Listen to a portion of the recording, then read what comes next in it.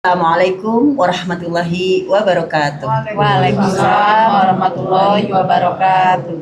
A'udzu billahi minasyaitonir rajim. Bismillahirrahmanirrahim.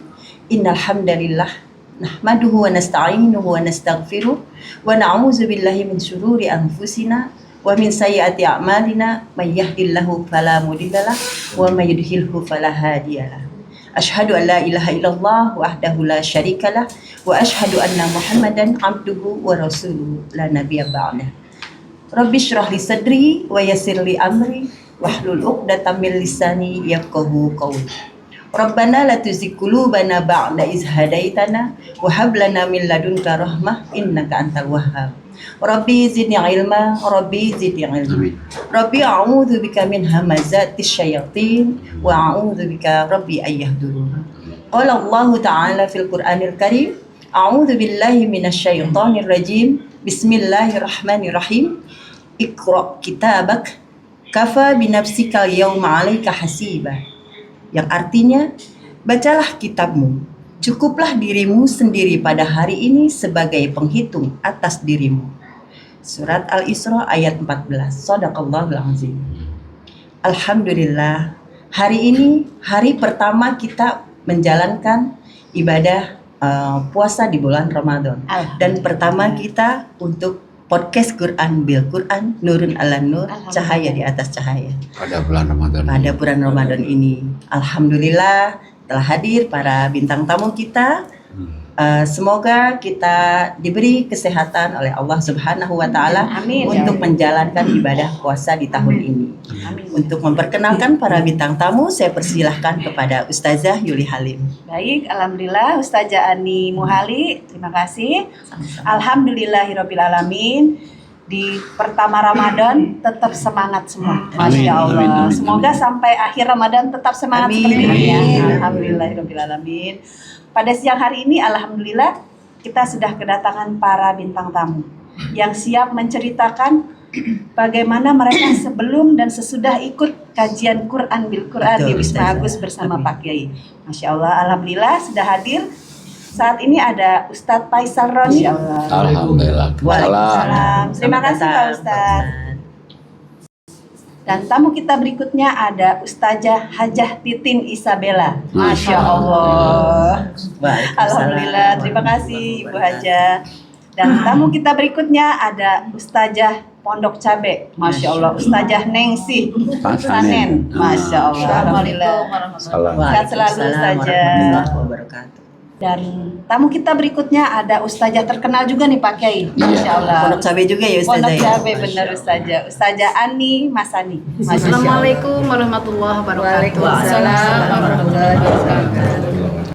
Dan tamu kita berikutnya kita kedatangan Ibu Sinta. Masya Allah. Waalaikumsalam. Waalaikumsalam warahmatullahi wabarakatuh. Terima kasih Ibu Sinta atas kehadirannya. Dan tamu kita yang terakhir ada Mas Nabil. Masya Allah. Salam. Waalaikumsalam. Terima kasih Mas Nabil atas kehadirannya. Alhamdulillah. Alhamdulillah.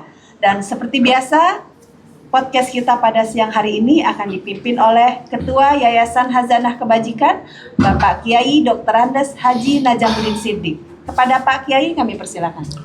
A'udzubillahi minasyaitonirrajim. Bismillahirrahmanirrahim. Rabbi shrah li sadri wa yassir li amri wahlul 'uqdatam min lisani yafqahu qawli.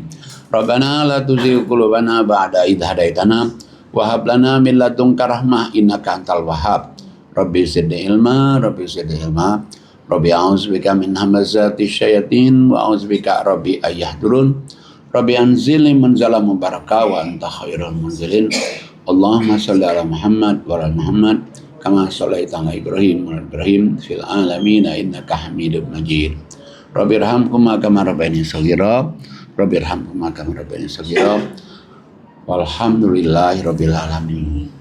Assalamualaikum warahmatullahi wabarakatuh. Waalaikumsalam warahmatullahi wabarakatuh. Alhamdulillah kita berada di kawasan Yayasan Hazanah Kebajikan. Yayasan Hazanah Kebajikan itu adalah 4 lembaga sekolah ya. 1 SD, alhamdulillah SD-nya maju, dan pada tahun ini membuka kelas bilingual. Jadi ada kelas 2 bahasa Indonesia, bahasa Inggris. Yang kedua, Hazanah Kebajikan itu mempunyai juga lembaga MTS. MTS itu sekelas SMP. Itu juga maju juga dan lebih maju lagi. Dan sudah mempunyai kelas bilingualnya sudah lebih dulu. Dan yang ketiga, lembaga ketiga, Yayasan Hazanah Kebajikan itu mempunyai sekolah SMK. SMK itu sekolah kejuruan, sekelas SMA ya. Dan yang keempat adalah sekolah madrasah aliyah. Aliyah itu sekelas SMA juga, maju juga. Malah sekarang ini SMA, sekolah madrasah aliyah itu lebih maju dari sebelumnya belum maju, sekarang maju, meningkat ya. Nah, mudah-mudahan dengan berkat doa kita semua, sekolah-sekolah ini makin maju. Dan Hazanah Kebajikan juga punya boarding school. Boarding school itu berarti anak-anak yang tinggal di situ, yang yatim piatu, mereka tinggal di situ, mereka nggak bayar. Tapi kalau yang orang tuanya ada, mereka bayar di sekolah, tapi asramanya nggak bayar, makannya nggak bayar juga. Dan juga Hazanah Kebajikan juga punya gedung tahfiz. Dia ada gedung pojok itu tahfiz khusus untuk orang mau ngapal Quran. Ada yang sudah 3 juz, ada yang 4 juz, ada yang 6 juz, ada yang 8 juz. Ya bervariasi lah anak-anaknya. Ada juga Hazanah Kebajikan itu mempunyai ekonomi umat. Ekonomi umat itu berarti jual beli supaya anak-anak tahu, oh ini jual beli itu ada yang beli, ada yang jual, ada yang beli kan. Dan Hazanah Kebajikan juga itu mempunyai produksi roti. Dan produksi roti itu sudah berproduksi setiap hari, produksinya untuk dimakan oleh jemaah. Ini kan jemaah offline ini. Sebetulnya kalau bukan bulan puasa, biasanya kan dapat roti ini. Tadi gue dapat. Oh, tadi juga dapat. Oh, alhamdulillah. Dapat roti juga ya, alhamdulillah tuh. Oh, belum ya? Oh, besar ya. Nanti mungkin sama Omega bisa tanya untuk berbuka ya. Dan juga dia punya juga ya perikanan, ternak lele. Dan Hazanah Kebajikan juga punya kebun singkong yang telah diproduksi juga, kebun singkongnya.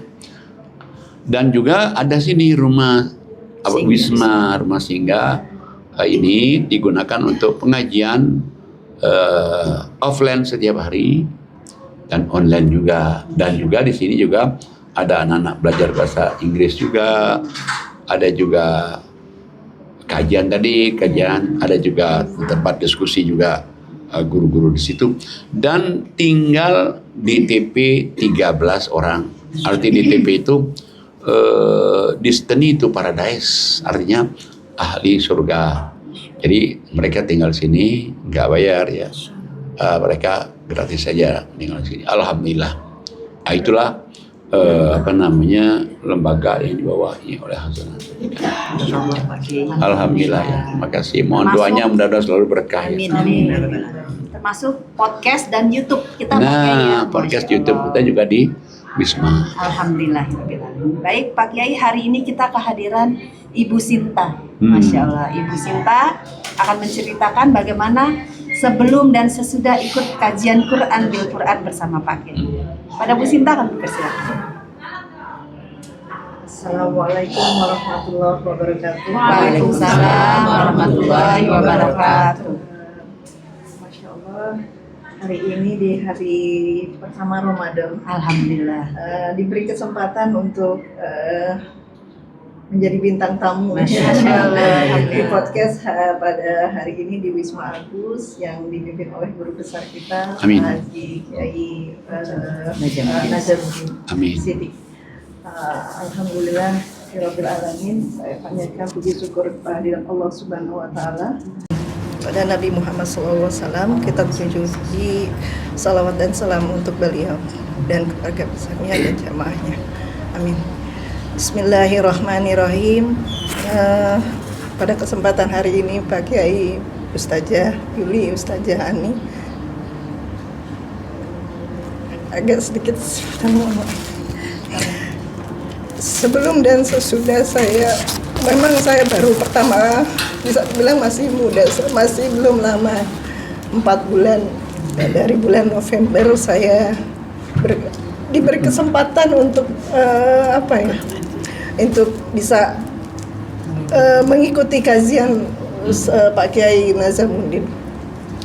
Yang dahulu mungkin saya jauh dengan Al-Quran, yang sibuk dengan pekerjaan, yang selama 14 tahun mungkin pagi sampai malam lupa untuk tidak, walaupun kita menjalankan ibadah sholat, tapi kesempatan untuk membaca Al-Quran itu sangat jauh sekali gitu.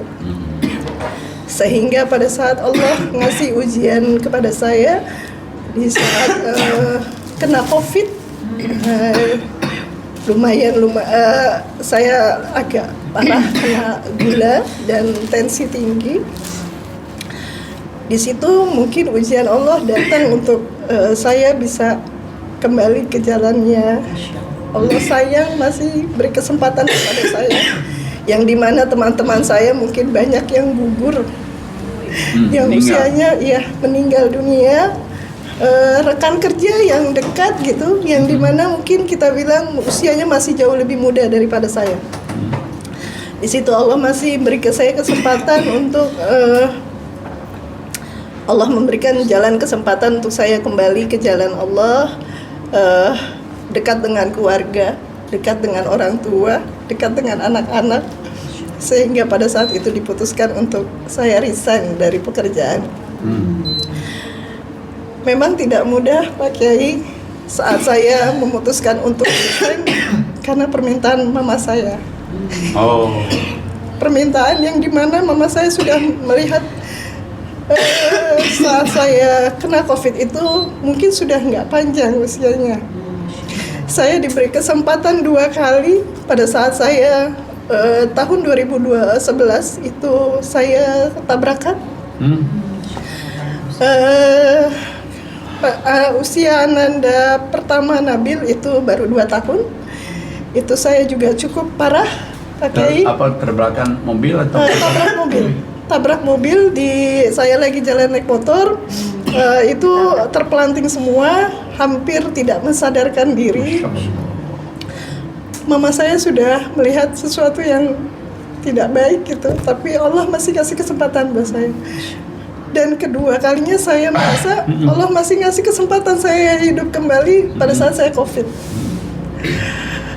Allah masih baik sama saya karena saya masih punya 3 anak. Tabrakannya 2011, tabrakannya Jadi, tapi saya masih belum menghiraukan gitu keinginan mama saya. Teguran dari Allah tuh belum. Masih saya merasa saya masih mampu, masih sehat, walaupun itu saya hampir setahun saya bekerja itu dengan tongkat aja. Tapi setelah saya mungkin dikasih kesembuhan, saya masih lupa lagi, gitu. Saya lupa lagi dengan dunia, Pak Kiai. Tapi pada saat Allah ngasih teguran lagi di tahun 2021, saya kena COVID, dan itu lumayan parah lagi, Pak Kiai. Sakitnya lumayan parah sehingga mama saya bilang, kamu mau cari apa, Sinta? Gitu. Di situ yang saya akhirnya mungkin akhirnya saya memenuhi permintaan mama saya untuk berhenti bekerja, mungkin lebih dekat dengan orang tua, dekat dengan anak-anak yang selama ini saya tinggalkan dengan mbak-mbak yang saya rasa saya mampu untuk membayarnya seperti itu ya. Tapi saya lupa, saya punya kewajiban untuk mendidik mereka gitu. Nah akhirnya Allah mungkin di situ saya sakitnya lumayan parah dan saya dikasih seperti ruqyah gitu Pak Kiai, supaya sakit dada saya, sesak saya itu yang kayak nggak bisa nafas Pak Kiai, yang kayaknya udah nggak ada ini lagi, kesempatan lagi, tapi Allah dekatkan dengan orang baik untuk saya kembali ke jalan Allah gitu. Akhirnya disitulah yang saya berusaha untuk ya udah mungkin dengan Allah ngasih ujian, yang seperti ini dan mama saya pemerintah ini saya coba untuk berhenti, saya coba untuk dekatkan keluarga dengan anak, tapi memang selama 4 tahun Pak Kiai itu tidak mudah. Yang biasanya saya bekerja mencari uang tanpa mungkin menghiraukan suami dan anak-anak seperti itu, jadi seperti punya kepuasan tersendiri gitu Pak Kiai untuk bekerja gitu ya. Karena posisinya saya memiliki 2 anak yang spesial, yang dimana selain Nabil yang diketahui dari 2,5 tahun, anak spesial yang saya juga ngerasa saya punya kebutuhan untuk mereka berdua yang dulu kan tidak di cover dengan BPJS seperti apa untuk pengobatannya. Sehingga pada saat itu saya kayak punya ambisi untuk saya harus punya keuangan yang mungkin cukup buat anak-anak saya gitu, karena saya nggak mau anak-anak saya dibully gitu, seperti itu yang akhirnya lupa gitu Pak Kiai dengan apa yang harusnya kewajiban saya sebagai istri dan sebagai ibu buat anak-anak saya. Nah, dengan singkat cerita saya 4 tahun resign itu juga tidak seperti ada yang kurang gitu Pak Kiai dalam hati saya. Karena apa? Mungkin saya jauh dengan Al-Quran Pak Kiai. Saya ngaji ya hanya ngaji, sekedar ngaji, tapi tidak mendalami arti dari isi Al-Quran itu sendiri gitu. Masya Allah, pada saat Oktober 2025 kemarin saya dapat ujian lagi, sakit lagi, yang semuanya anak-anak kena DB dan termasuk saya gulanya sampai 500.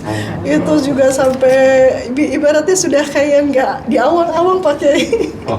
Jadi Masya Allah di situ ada orang baik kembali, yang artinya di sini jamaah dari Wisma Agus, yaitu Pak Admin, yang dimana dia melihat kondisi saya dan anak-anak itu kayak sudah nggak ini Bu, coba gitu. Saya didoakan sama Kiai suruh lihat Zoom. Nah, akhirnya saya minta tolong catat gitu di kertas gitu, minta tolong Pak Kiai untuk membacakan doa, dan alhamdulillah di situ akhirnya kayak siraman rohani saya terisi kembali gitu ya. Allahu Akbar. Saya di situ niat, ya Allah beri saya kesembuhan, anak-anak saya kesembuhan, karena pada saat itu Nabil di ruang ICU karena dia kena fungsi hati dan diujinya tidak dapat kamar ICU Pak. Jadi saya tuh kayak Allahu Akbar gitu. Ujian ini menimpa saya lagi, mungkin ada yang kurang dari saya. Salah apa saya? Mungkin saya ada yang kurang. Maka disitulah saat jamaah Wisma Agus yang kebetulan juga membantu antar jemput Nabil, mengantarkan saya untuk mengikuti kajian dari Ustadz Nazam. Masya Allah, saya kayak terbuka gitu. Ya Allah, saya pasrah karena Pak Haji bilang yang selalu saya dengar itu, coba. Akhirnya saya coba ikhlas, sabar, saya pasrahkan kepada Allah. Jika memang Allah mengizinkan saya kembali ke jalannya gitu dengan melalui jamaah Pak Kiai di sini, insya Allah. Makanya disitulah pada saat Allah menyembuhkan saya dan anak-anak, saya berniat kokoh untuk, ya Allah, saya mau hijrah gitu, hijrah kembali untuk, mungkin banyak salah, banyak dosa saya gitu pada orang tua saya, khususnya pada ibu mertua saya, mungkin yang saya mungkin jauh dari silaturahmi. Masih hidup orang tua? Masih. Kemudian pada anak-anak saya yang mungkin belum bisa, saya bisa mengontrol emosional saya Pak Kiai, yang sampai saat ini mungkin saya masih belajar dan berusaha untuk mengikuti kajian Pak Kiai. Mudah-mudahan Allah menyembuhkan penyakit hati yang ada di saya ini, kembalikan saya kembali yang Allah ridho gitu, agar saya bisa memperbaiki diri saya agar lebih baik lagi Pak Kiai. Mudah-mudahan menjadi jamaah Pak Kiai ini saya bisa dituntun gitu, istiqomah, agar menjadi orang yang lebih baik lagi Pak Kiai. Ya, insya Allah seperti itu. Amin. Ya. Setelah Ibu ngikutin pengajian kita, bagaimana ininya reaksi, maksudnya perasaan? Alhamdulillah Pak Kiai, mungkin yang tadinya jauh sama megang Al-Quran gitu, saya coba untuk setiap harinya membaca walaupun cuma satu ayat gitu, yang supaya mengisi hati saya yang penuh mungkin yang dengan ada rasa marah sebenarnya Pak Kiai yang belum saya terima gitu, memaafkan orang mungkin seperti itu, sakit hati yang akhirnya saya berusaha untuk menyembuhkan diri saya dengan membaca Al-Quran itu Pak Kiai, untuk ikhlas gitu. Belajar untuk ikhlas gitu yang masih saya ini kan, dan alhamdulillah berjalan waktu dengan 4 bulan ini yang mungkin saya juga masih merasa belum baik ya Pak Kiai, tapi sudah merasakan alhamdulillah agak lebih tenang, bisa ya menerima dengan kondisi mungkin anak-anak yang saya pengen sesuatu yang sebenarnya harusnya seperti ini, tapi anaknya nggak bisa begini gitu. Jadi kayak ada melawan, kamu harus begini gitu, memaksakan mereka seperti anak normal lainnya, padahal mereka belum seperti itu yang mampu. Sehingga saya tuh kayak orang, anakmu, kata mama saya, anakmu kamu tahu gitu masalah anakmu, kenapa kamu harus paksa harus seperti ini, yang artinya itu yang akhirnya lama-lama oh ya saya lupa kalau mereka punya spesial yang saya juga harusnya bisa nerima gitu. Kondisi mereka yang Allah itu udah jadi anugerah Allah yang harus saya jaga sebenarnya.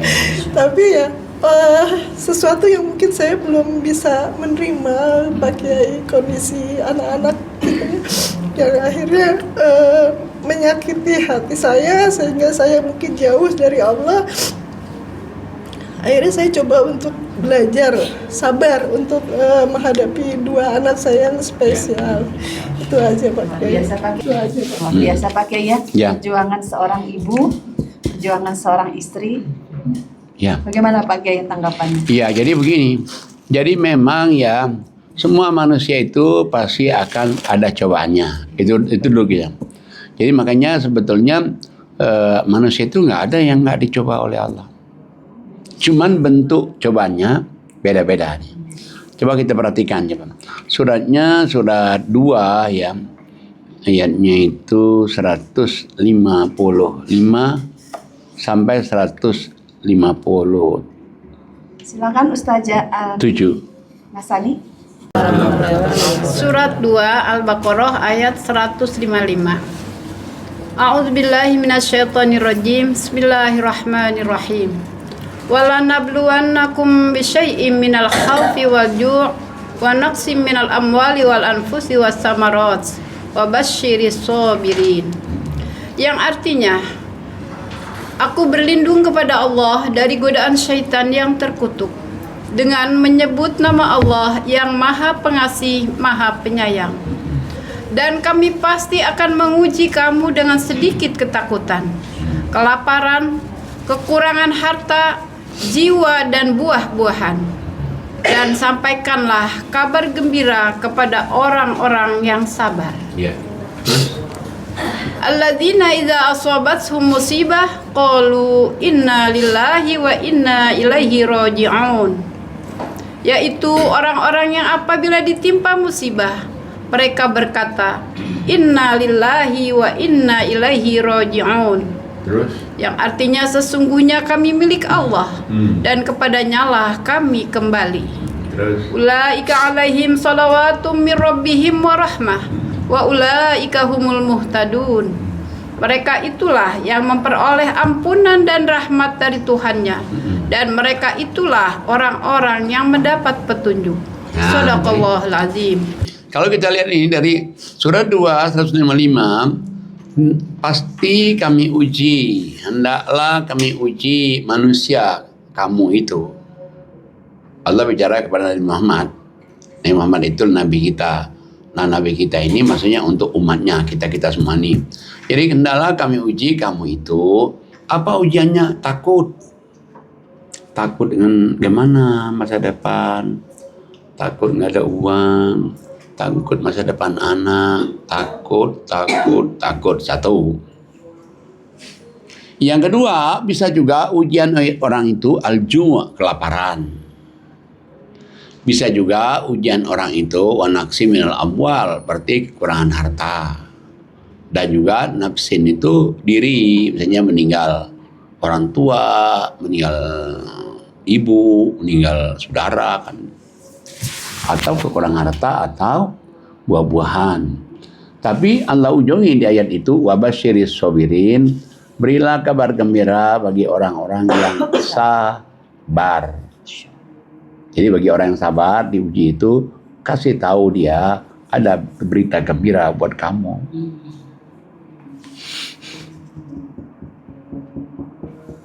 Nah, tapi kalau kita mau dapatkan berita gembira itu, setiap kita mendapatkan musibah apa saja, bukan saja musibah meninggal, kita harus sadari inna lillahi wa inna ilaihi raji'un. Artinya apa? Sesungguhnya suatu kejadian itu datangnya dari Allah dan dia nanti akan kembali juga kepada Allah juga. Jadi sadari betul kejadian apapun juga itu dari Allah, nanti itu akan kembali kepada Allah. Nah, dia kembali kepada Allah itu kalau kita setelah kita ada cobaan ini, kita berusaha nih. Kita berusaha untuk menata diri kita dengan ujian-ujian itu. Jadi kalau kita sadari, oh mungkin dulu saya punya salah, oh mungkin dulu saya kurang ini, sekarang kita perbaiki, terus sampai totality. Kita perbaiki dengan apa? Dengan ngaji, dengan sholat, dengan infak, dengan memperbaiki hubungan silaturahim ke saudara. Dengan apa lagi? Dengan tadi membalas kejahatan dengan kebaikan. Nah, kalau kita bisa seperti ini, dapat ujian nih, terus kita bisa balikin diri kita nanti, Allah katakan, ulaika alaihim sholawatun min rabbihim wa rahmah wa ulaika humul muhtadun. Mereka itulah satu, dia dapat ampunan dari Allah. Kedua, dia dapat rahmat dari Allah. Dapat rahmat loh. Kalau dapat rahmat, berarti dapat dari doa Allah. Dapat dari doa Allah, berarti dapat izin Allah. Dia dapat rahmat Allah. Dan ada lagi yang Allah katakan, bukan saja itu. Dia dapat ampunan, dapat rahmat, dan dapat petunjuk Allah. Apa dapat petunjuk itu? Quran. Wah, beruntung betul dong. Tapi kalau dia bangkit nih, bangkit dengan dia memperbaiki diri, dia bangun dirinya, jadi dia bangkit lagi. Contohnya banyak. Kayak Angelina Sondak. Luar biasa itu. Itu luar biasa. Dalam kondisi begini, meninggal suami, masuk penjara. Wah. Artinya begini Pak Kiai. Tapi nanti ditutup ya di anunya ya, di kartu yang aja. Oh iya. Artinya begini Pak Kiai. Ketika Allah menguji kita dengan ujian yang kita rasa ini sangat kita nggak kuat, berat, artinya Allah tahu kita tuh mampu Pak Kiai. Pasti kita mampu. Nah, cuman kalau dia mampu itu, kalau dia bangkit nih, dia bangkit dengan dia lawan semuanya ini, dia bangun diri dia, dengan dia sholat, dengan dia ngaji, dia sholat, dia dapat rezeki infak sedekah, lapang sempit, dan dia bangun hubungan silaturahim yang baik. Kalau ada kita misalnya sama-sama orang tadi itu, mungkin ada orang kita caci maki, ada orang kita kata-katain, kita ketemu minta maaf aja. Nah, makanya dia dapatnya 3, dapat ampunan, dapat rahmat, dapat ridho Allah, udah dapat izin Allah, dan dapat petunjuk Quran. Masya Allah. Kalau untuk menghindarkan ujian, nggak bisa, semuanya pasti ada ujian semua. Ya mungkin ibu ujiannya seperti itu, mungkin ustazah ini ujiannya beda lagi, ustazah itu beda lagi, terus ada lagi ujian semua kan. Ya. Nah, makanya kita lihat juga Nabi apa nggak diuji coba? Nabi Adam, Habil bunuh-bunuhan, 2 beradik, anak, bunuh-bunuhan. Sekali lagi Nabi Ibrahim suruh nyembelih anak. Nabi Muhammad tiba. Nabi Muhammad, maka coba kita lihat Nabi Muhammad itu di surat 2 214. Bismillahirrahmanirrahim. Surat Al-Baqarah ayat 214. Ataukah kamu mengira bahwa kamu akan masuk surga, padahal belum datang kepadamu cobaan seperti yang dialami orang-orang terdahulu sebelum kamu. Mereka ditimpa kemelaratan, penderitaan, dan diguncang dengan berbagai cobaan. Sehingga Rasul dan orang-orang yang beriman bersamanya berkata, kapankah datang pertolongan Allah?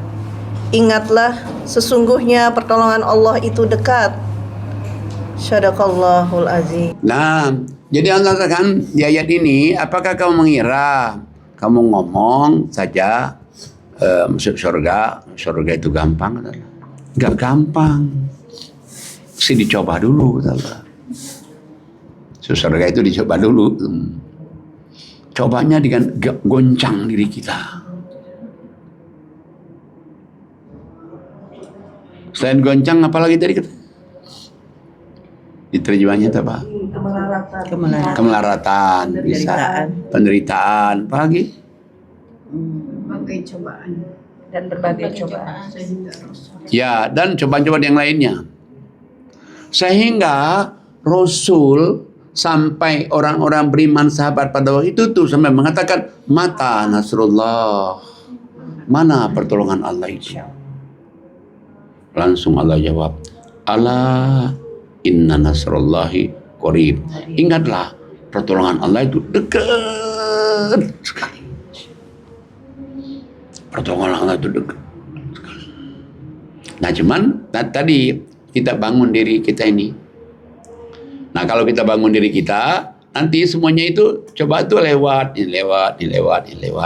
Nah, tapi kalau kita tidak bangun dengan kita ngaji, kita sholat, kita ibadat, kita perbaiki hablum minallah minas itu, jadi niat buruk terus. Dan kita merasa bahwa tidak ada orang yang seberat ujian saya. Perasaan kita. Padahal orang lain juga banyak yang lebih berat lagi sebetulnya itu. Cuman perasaan kita. Nah jadi kita akuin aja misalnya tadi, kok sama orang tua, kenapa sama orang tua saya lewatin aja, orang tua sudah itu, nah itu kita minta maaf. Masih ada orang tuanya. Nah, apalagi masih ada orang tuanya, enak bener. Masih kita bisa datangin. Tinggal mama saja. Nah ya apalagi mama kan. Masih bagus. Maksudnya masih bisa kita minta maaf ke dia. Ada di mana? Pulang tinggalnya pakai. Nah apalagi dekat. Kalau yang nggak enak itu, kalau kita berbuat seperti itu, dia sudah nggak ada. Tapi tugas kita tinggal doa. Doa aja, Rabbirhamhuma kama rabbayani shaghira. Doa aja, Rabbirhamhuma kama rabbayani shaghira. Ya, kalau sudah tidak ada. Baik. Jadi balik lagi pada tadi, kita lihat lagi surat 3 142. Nabil bisa baca nggak Ibu? Bisa ya. Di Zoom bisa baca? Bisa. Oh iya Nabil. Silakan Mas Nabil untuk baca surat. A'udzubillahiminasyaitonirrajim. Bismillahirrahmanirrahim. Apakah kamu mengira bahwa kamu akan masuk surga, padahal belum nyata bagi Allah orang-orang yang berjihad di antara kamu, dan belum nyata orang-orang yang sabar. Shadaqallahul azim. Nah, apakah kamu mengira bahwa masuk surga itu gampang? Gak gampang, kata Allah. Allah akan uji dulu kamu. Siapakah di antara kamu orang yang berjihad di jalan Allah? Siapa di antara kamu orang yang sabar? Berarti kalau dia udah jihad di jalan Allah, dengan jihad ngajinya, jihad sholatnya, jihad infak sedekahnya, dia perbaiki hablum minallah minannasnya, baru itu nanti. Jadi jihad, sabar, baru nanti akan dapat hasilnya. Kalau marah-marah belum sabar ya Pak. Iya harus sabar. Iya harus sabar. Soalnya kalau dengan kesabaran itulah kita itu akan bangkit lagi. Nah, kita lihat lagi nih. Surat 29. Ayatnya 1, Silakan, Dua. baca Ani. 3. 29 ayat 1, 2 dan 3. Baik, saya baca surat Al-Ankabut ayat 1 sampai 3. A'udzu billahi minasyaitonir rajim. Bismillahirrahmanirrahim. Alif Lam Mim. Apakah manusia mengira bahwa mereka akan dibiarkan dengan hanya mengatakan kami telah beriman dan mereka tidak diuji? Dan sungguh kami telah menguji orang-orang sebelum mereka, maka Allah pasti mengetahui orang-orang yang benar dan pasti mengetahui orang-orang yang dusta. Shadaqallahul azim. Nah, jadi Allah katakan, apakah kamu mengira bahwa orang itu mengatakan saya beriman, kamu nggak diuji? Nggak bisa, kata Allah. Harus diuji dulu dong. Enak aja ngomong, anak TK aja diuji. Iya, anak TK aja diuji. Naik kelas Apalagi lagi, mau ya. masuk surga. Beriman, ya diuji dulu, kata Allah. Nah, kemudian Allah katakan, jangan kamu kira bahwa kamu saja yang diuji. Nah, orang-orang bapak kita dulu, ibu kita dulu, nenek kita, kakek kita, semuanya orang itu diuji semua. Diuji semua, kata. Kenapa Allah uji kamu? Supaya Allah pengen tahu, benar gak sih imannya? Benar gak sabarnya? Itu diuji. Nah, ayat 3-nya, jangan kamu ngira bahwa misalnya ada orang nih enak, padahal nggak diuji. Enggak, kata Allah. Dia itu pasti diuji juga. Nggak ada orang nggak diuji hidup ini. Semuanya orang diuji semua. Nabi Musa, apa nggak ujian? Nabi Musa ngadapin Fir'aun. Nggak ada manusia yang tanpa diuji. Nah, sekarang kita ini gimana nih ngatasinya? Ngatasinya semuanya itu gak ada lain dengan kita jihad ngaji Quran, jihad sholatnya 5 waktu dan tahajud, dan juga jihad kalau kita dapat rezeki berinfak sedekah dan perbaiki hablum minallah minan nas. Kenapa perbaiki hablum minallah minan nas itu? Jadi kalau orang misalnya minallahnya baik sekali, tapi kalau minan nasnya nggak baik, nggak diterima Allah juga. Atau kebalikannya, minan nasnya ya Allah baik banget semua orang, tapi nggak sholat, nggak terima juga. Harus dua-duanya itu berjalan itu. Nah, makanya kita lihat coba di dalam Al-Quran yang tadi yang kita baca tadi itu surat 35 ayat 29 30 itu, kalau itu kan hablum minallah minan nas juga terselip di situ. Ya silakan Ustazah Nengsi. Baik. Auzubillahi minasyaitonirrajim. Bismillahirrahmanirrahim.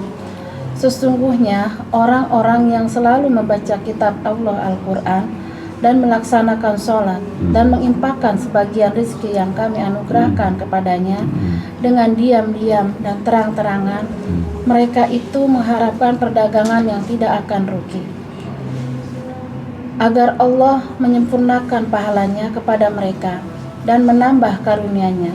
Sungguh Allah Maha Pengampun, Maha Mensyukuri. Lihat coba. Jadi tiga amalan nih. Satu, ngaji. Cuma jangan lupa ngaji, lihat artinya. Kalau kita ngaji saja, ya pahala kita yakin dapat pahala. Tapi kita nggak tahu apa maunya Allah. Mestinya kalau kita baca Quran, lihat artinya, baca keluar, lihat artinya.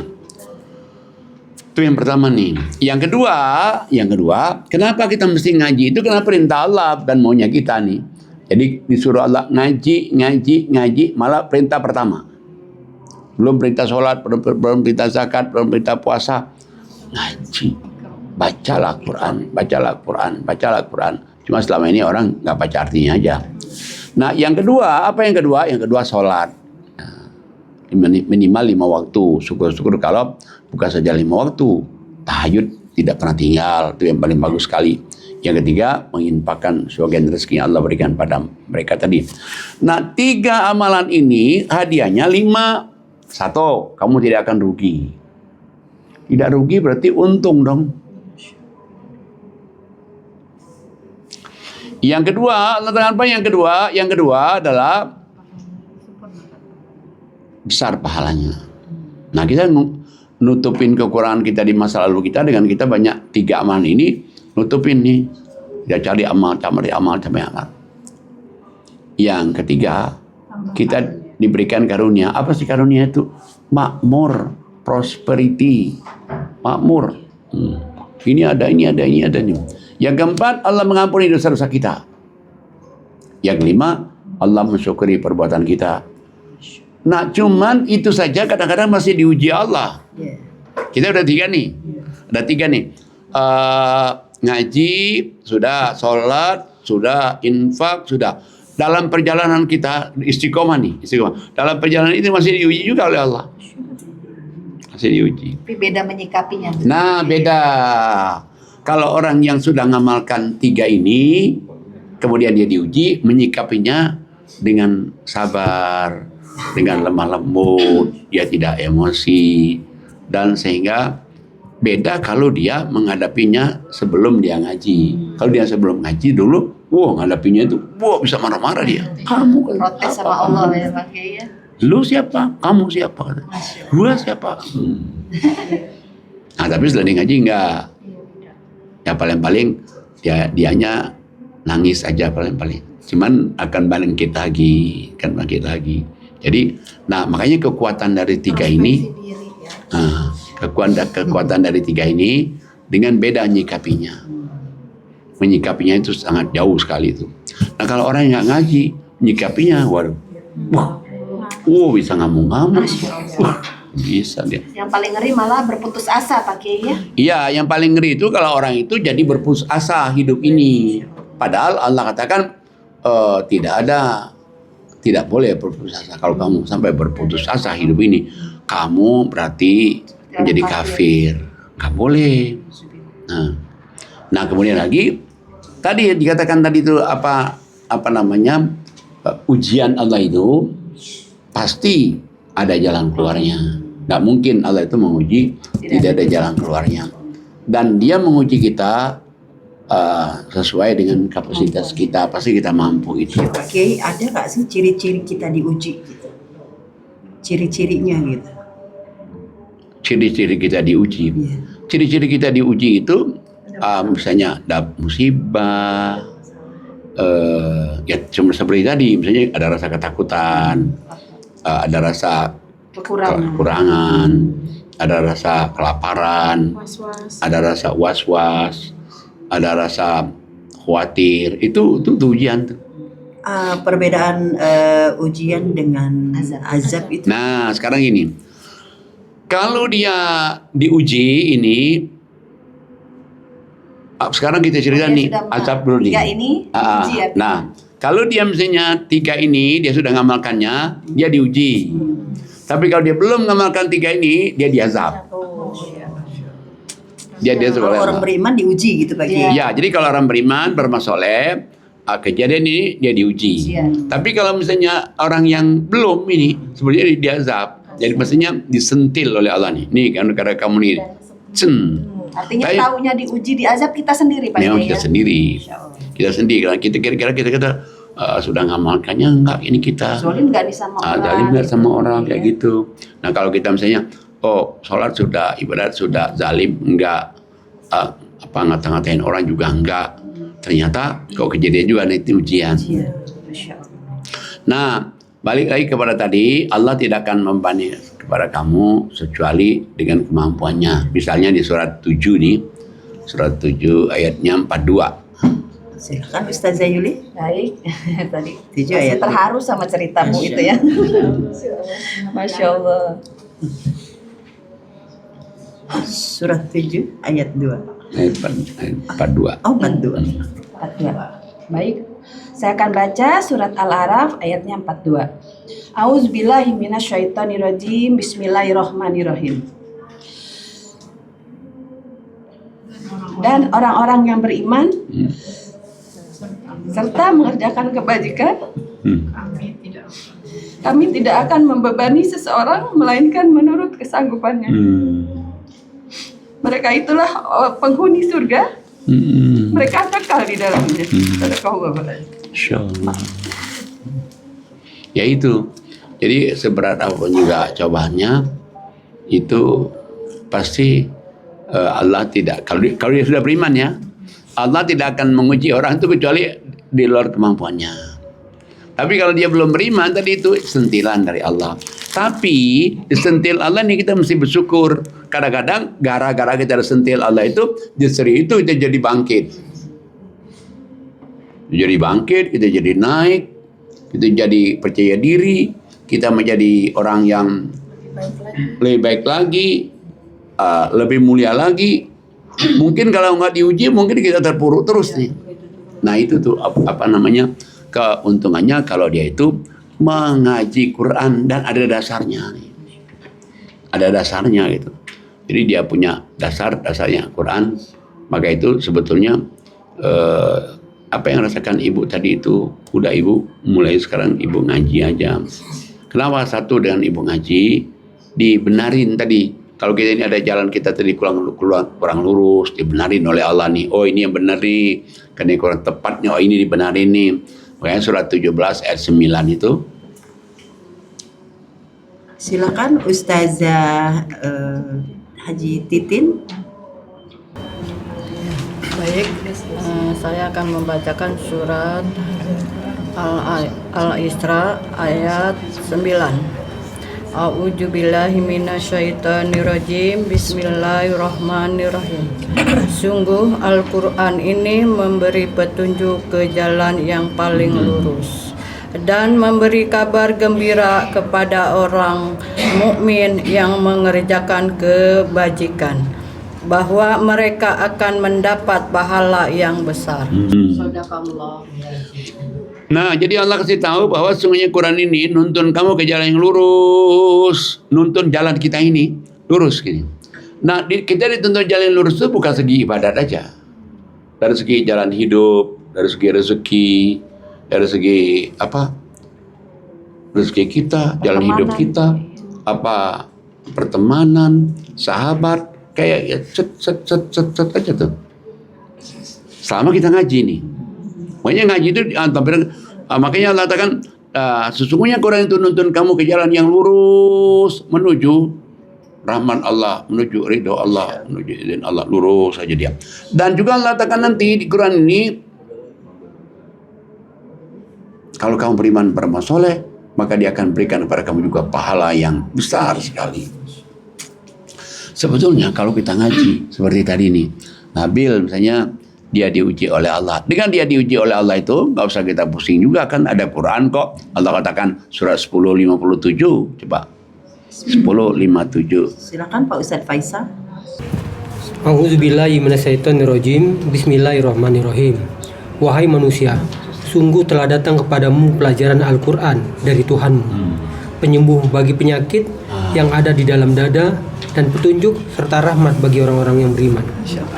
Katakanlah Muhammad, dengan karunia Allah dan rahmatnya, hendaklah dengan itu mereka bergembira. Itu lebih baik daripada apa yang mereka kumpulkan. Nah, jadi Allah katakan, hai manusia, berarti hai manusia kita semua yang dipanggil nih. Telah datang pada kamu pelajaran dari Tuhanmu, berarti Quran ini pelajaran. Pelajaran yang pasti benar, pelajaran nggak pernah berubah, dan pelajaran Quran ini dari Allah. Kalau kita sekolah, kan berubah nih bukunya. Ganti kepala sekolah berubah, ganti menteri berubah, terus berubah terus. Misalnya adiknya nih kelas 1, nanti naik kelas 2, nanti kelas 2, kelas 1-nya nggak bisa, bukunya kelas 2 kan berubah lagi, terus saja begitu. Quran pernah berubah nggak? Dari Nabi Muhammad SAW, kemudian sampailah kepada nenek kita, kakek kita, bapak kita, sekarang kita ngajinya ini juga. Anak kita ngajinya ini juga. Cucu kita ngajinya ini juga. Cicit kita ngajinya ini juga. Kita bisa mati, Qurannya nggak bisa mati. Dia obat, dia petunjuk, dia rahmat Allah. Bagi orang beriman. Bagi orang beriman. Dan Allah kasih tahu lagi di ujung ayat itu. Mestinya kamu tuh senang loh ngaji itu. Mestinya kamu itu senang ngaji itu. Meskipun kamu lagi ngantuk-ngantuk, meskipun kamu itu capek, meskipun ada orang yang marahin kamu, ada orang caci maki kamu, ada orang jelekin kamu, senang baca Quran. Kenapa? Allah bilang Quran itu lebih baik daripada apa yang kamu kumpulkan. Kamu ngumpulin emas 100 gram, 100 kilo, Quran lebih baik. Kamu ngumpulin mobil 100 biji, mewah semua, Quran lebih baik. Kamu ngumpulin uang, dolar, yen, pound sterling, Quran lebih baik. Kenapa? Dia akan menyelamatkan kita hidup di dunia, akan menyelamatkan hidup kita di akhirat. Dia akan nuntun kita hidup di dunia, dia akan nuntun kita hidup di akhirat, dan dia akan mempertemukan kita kepada orang yang baik-baik. Dan dia nanti akan nunjukin kepada kita juga di mana jalan keberkahan hidup, apa rezeki hidup. Nanti kita dituntun oleh Allah. Kita lurus saja jalannya, dituntun. Itu benar. Udah obat. Kita lihat lagi coba suratnya 1782. Quran obat lagi. 82. Silakan Ustazah Ani Masani. Bu Sintanya udah. Terima kasih. Oh, sana dulu maksudnya. Bu Sinta dulu. iya. Ya. Oh, Nabil dulu ya. Oh, Nabil udah? Belum? Ya. Ya 82 Bil. Ya. Silakan Ana dan Nabil. Bismillahirrahmanirrahim. Dan kami turunkan dari Al-Quran sesuatu yang menjadi penawa dan rahmat bagi orang yang beriman. Sedangkan kamu orang yang zalim, sedangkan bagi orang yang zalim atau Al-Quran itu hanya akan menambah kerugian. Sadaqallahul azim. Nah, jadi Allah katakan kami turunkan Quran ke dunia ini. Buat apa Allah katakan Quran diturunkan ke dunia ini? Obat. Rahmat bagi orang beriman. Bagi orang yang tidak beriman, Quran nggak jadi obat, Quran nggak jadi rahmat. Ayat yang terakhir adalah suratnya 4144. 4144. Baik Pak Kiai. Auzubillahi minasyaitonirrajim. Bismillahirrahmanirrahim. Surat 41 Fussilat ayat 44. Dan sekiranya Al-Quran kami jadikan sebagai bacaan dalam bahasa selain bahasa Arab, niscaya mereka mengatakan, mengapa tidak dijelaskan ayat-ayatnya? Apakah patut Al-Quran dalam bahasa selain bahasa Arab, sedangkan Rasul orang Arab?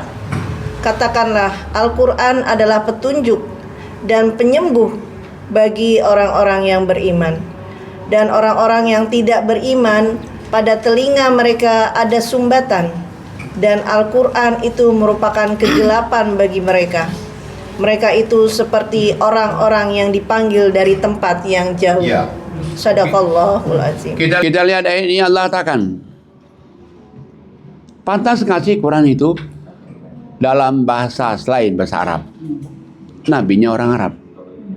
Jawabnya apa? Tidak pantas. Makanya Quran bahasa Arab itu sebenarnya kena nabinya orang Arab.